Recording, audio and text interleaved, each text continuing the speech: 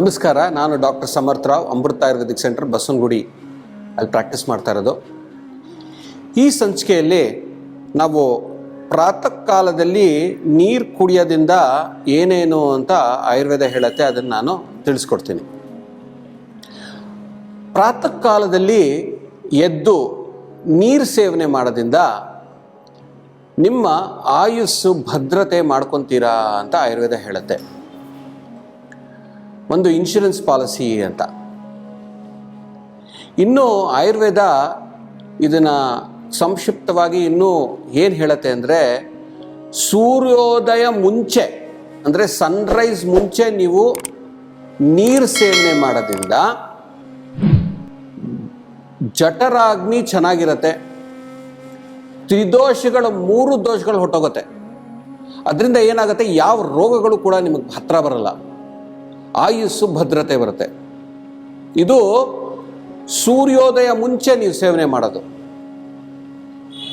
ಇವು ಸೂರ್ಯೋದಯ ಆಗಿದ ಮೇಲೆ ನೀವು ಸೇವನೆ ಮಾಡಿದ್ರೆ ಶಕ್ತಿ ಪ್ರಮಾಣ ಕಮ್ಮಿ.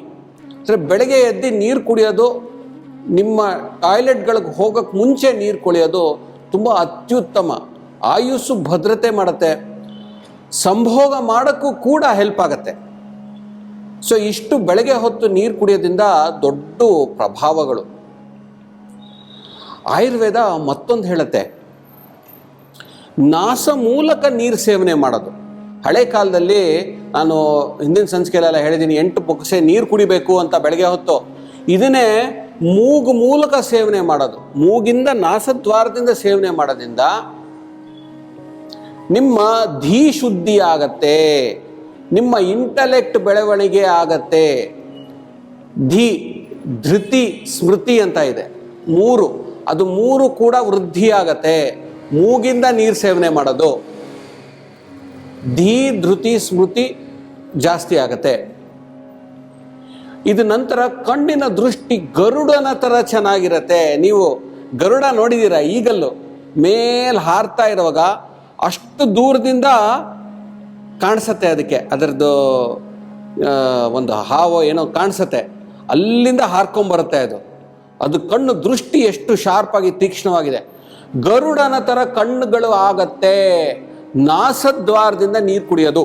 ಇದೆಲ್ಲ ನೋಡಿ ಟೆಕ್ನಿಕ್ಸು ನೀವು ಅಭ್ಯಾಸ ಮಾಡಿರೋರ ಹತ್ರ ಕಲ್ತ್ಕೊಬೇಕು. ಅದನ್ನು ನೀರು ಕುಡಿತಾ ಇದ್ದೀನಿ ಅಂದ್ಬಿಟ್ಟು ಏನೇನೋ ಹೋಗಿ ಕ್ಲೀನಾಗಿರೋ ನೀರು ಅವೆಲ್ಲ ಸೇವನೆ ಮಾಡಿಕೊಂಡ್ರೆ ಇನ್ನು ನಿಮ್ಮ ಪ್ರಾಬ್ಲಮ್ಸ್ ಜಾಸ್ತಿ ಆಗುತ್ತೆ. ಇದನ್ನು ಯಾರು ಅಭ್ಯಾಸ ಮಾಡಿರ್ತಾರೆ ನೋಡಿ, ಅವ್ರ ಹತ್ರ ಕಲಿಯೋದು ತುಂಬ ಇಂಪಾರ್ಟೆಂಟು. ಸೂರ್ಯೋದಯಕ್ಕೆ ಮುಂಚೆ ನಾಸದ್ವಾರದಿಂದ ನೀರು ಕುಡಿಯೋದು, ಕಣ್ಣು ಗರುಡನ ಥರ ತೀಕ್ಷ್ಣವಾಗಿ ಶಾರ್ಪಾಗಿ ಆಗತ್ತೆ, ಹಾಗೂ ನಿಮ್ಮ ಧೃತಿ ಸ್ಮೃತಿ ವೃದ್ಧಿ ಆಗತ್ತೆ. ಹಾಗೂ ಈ ಪ್ರಾತಃ ಕಾಲದಲ್ಲಿ ನೀರು ಕುಡಿಯೋದ್ರಿಂದ ಯಾವ್ಯಾವ ಕಾಯಿಲೆಗಳಿಗೆ ಹೆಲ್ಪ್ ಆಗತ್ತೆ. ಈ ವೆರೈಟಿ ಕಾಯಿಲೆಗಳಲ್ಲಿ ಬೆಳಗ್ಗೆ ಎದ್ದು ನೀರು ಕುಡಿಯೋದ್ರಿಂದ ಈ ಕಾಯಿಲೆಗಳಿಗೆ ತುಂಬ ಪ್ರಭಾವ ಚೆನ್ನಾಗಿ ಬೀಳುತ್ತೆ. ಒಂದು, ಪೈಲ್ಸ್ ಸಮಸ್ಯೆ ಇತ್ತು ಅಂದರೆ ಬೆಳಗ್ಗೆ ಹೊತ್ತು ಎದ್ದು ನೀರು ಕುಡಿಯೋದ್ರಿಂದ ಪೈಲ್ಸ್ ಸಮಸ್ಯೆ ಕಮ್ಮಿ ಆಗತ್ತೆ. ದೇಹದಲ್ಲಿ ನೀರು ಕಟ್ಕೊಳ್ಳೋ ಊತಗಳೇನಾರ ಇತ್ತು ಅಂದರೆ ಅದು ಕೂಡ ಪ್ರಾತಃ ಕಾಲದಲ್ಲಿ ನೀರು ಕುಡಿಯೋದ್ರಿಂದ ಆ ಊತಗಳು ಕಮ್ಮಿ ಆಗತ್ತೆ. ಗೃಹಿಣಿ ಏನಾರ ಇತ್ತು ಅಂದರೆ ನಿಮ್ಮ ಮೋಷನ್ಸು ಸರಿಗೆ ಡೈಜೆಸ್ಟ್ ಆಗದೆ ಈಚೆ ಬರ್ತಾ ಇರತ್ತೆ, ಕಟ್ಟದೆ ನೀರಾಗಿ ಬರ್ತಾ ಇರತ್ತೆ, ಪದೇ ದಿವಸದಲ್ಲಿ 5-6 ಸಲ ಟಾಯ್ಲೆಟ್ಗೆ ಹೋಗ್ತಾ ಇದ್ದೀರಾ ಅನ್ನೋ ರೀತಿಯಲ್ಲಿ ಏನಾರ ಇತ್ತು ಅಂದರೆ ಅವರು ಮುಂಜಾನೆ ನೀರು ಕುಡಿಯೋದ್ರಿಂದ ಅದು ಕಮ್ಮಿ ಆಗತ್ತೆ. ಮೂಗು, ಗಂಟ್ಲು, ಕಣ್ಣಿನ ಸಮಸ್ಯೆ, ತಲೆನೋವುಗಳು ಇವುಗಳಿದ್ರೆ ಕೂಡ ಮುಂಜಾನೆ ನೀರು ಕುಡಿಯೋದ್ರಿಂದ ತುಂಬ ಬೆನಿಫಿಟ್ ಆಗತ್ತೆ.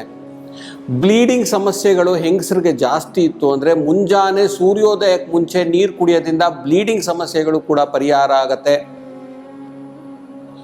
ಜಠರದಲ್ಲಿ ಏನಾರೋ ತೊಂದರೆಗಳು ಇತ್ತು ಅಂದರೆ ಉದರ, ಜಠರ ಇದರಲ್ಲಿ ಕೂಡ ಏನಾರೋ ಆರ್ಗನ್ ಎನ್ಲಾರ್ಜ್ಮೆಂಟ್ಸ್ ಇವೆಲ್ಲ ಸಮಸ್ಯೆಗಳಿತ್ತು ಅಂದ್ರೂ ಮುಂಜಾನೆ ಬೆಳಗ್ಗೆ ನೀರು ಕುಡಿಯೋದು ತುಂಬ ಬೆನಿಫಿಷಿಯಲ್ಲು. ಹಾಗೂ ಬೊಜ್ಜುತನ ಜಾಸ್ತಿ ಇದ್ರೂ ಕೂಡ ಮುಂಜಾನೆ ಎದ್ದು ನೀರು ಕುಡಿಯೋದು ಬೊಜ್ಜುತನ ಕಮ್ಮಿ ಮಾಡುತ್ತೆ. ಸೊ ಈ ಸಂಚಿಕೆಯಲ್ಲಿ ಪ್ರಾತಃ ಕಾಲದಲ್ಲಿ ನೀರು ಕುಡಿಯೋದ್ರಿಂದ ಏನೇನು ಲಾಭಗಳು ಅಂತ ತಿಳಿಸ್ಕೊಟ್ಟೆ, ಹಾಗೂ ನಾಸದ್ವಾರದಿಂದ ನೀರು ಕುಡಿಯೋದ್ರಿಂದ ಕೂಡ ಏನೇನು ನಿಮಗೆ ಬೆನಿಫಿಟ್ಸ್ ಆಗುತ್ತೆ ಅಂತ ನಾನು ತಿಳಿಸ್ಕೊಟ್ಟಿದ್ದೀನಿ. ದೇಹದಲ್ಲಿ ಪುಷ್ಟಿ, ಬಲ, ವರ್ಣ, ಆಯುಸ್ಸು ಹಾಗೂ ಉತ್ಸಾಹ ಇವೆಲ್ಲ ಕೂಡ ರಾತ್ರಿ ನಿದ್ದೆ ಮಾಡೋದ್ರಿಂದ ಹಾಗೂ ಬೆಳಗ್ಗೆ ನೀರು ಕುಡಿಯೋದ್ರಿಂದ ಇದೆಲ್ಲ ಪ್ರಾಪ್ತಿ ಆಗತ್ತೆ. ಸೊ ನಾನು ಮುಂದಿನ ಸಂಚಿಕೆಯಲ್ಲಿ ಮತ್ತೊಂದಷ್ಟು ವಿಚಾರ ತಿಳಿಸ್ಕೊಡ್ತೀನಿ. ಅಲ್ಲಿವರೆಗೂ ನಮಸ್ಕಾರ.